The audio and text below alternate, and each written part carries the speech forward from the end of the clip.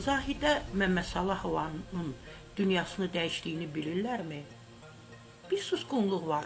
Azından bir ailəsinə zəng vurun. Azından ailəsinə bir başsağlığı verin. Nə qədər bunların üzərində adı sallanacaq. Ay Mədəniyyət Nazirliyi, nə qədər bunun üzərində adı sallanacaq. Bu qadın ömür boyu ad istədi.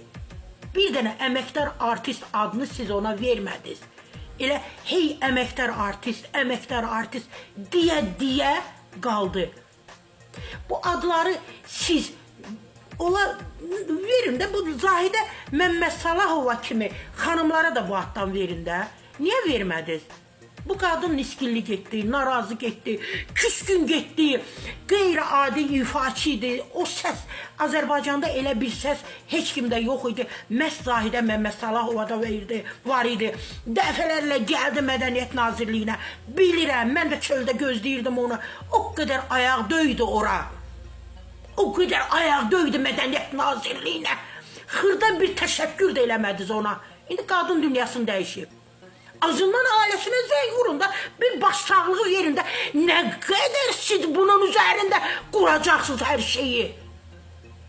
Nə qədər bununla yenə də deyəcəm, bu adamın ailəsinə azından bir zəng vurun da, başsağlığı verin də.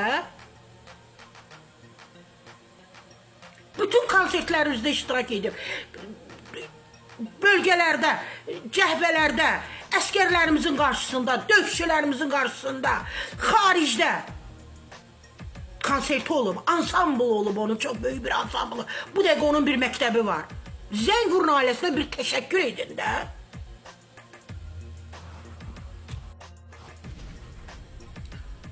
Zahidə Məmmədsalahova zamanının çox məşhur müğənnilərdən birisi olmuşdu.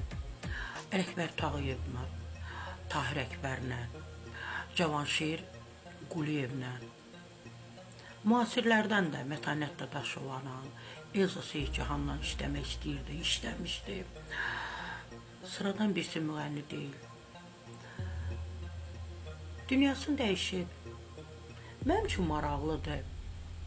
Mədəniyyət Nazirliyi, Azərbaycan, belə deyim də, Respublikasının Mədəniyyət Nazirliyi var ki, hansı ki, müğənnilərlə, mədəniyyətə, incəsənətə aid olan şəxslərlə, nə bilim, insanlarla, adamlarla, məhz bunlar maraqlanır, nə bilim, son cavabı bunlar verir, bütün hadisələrə münasibət bildirirlər.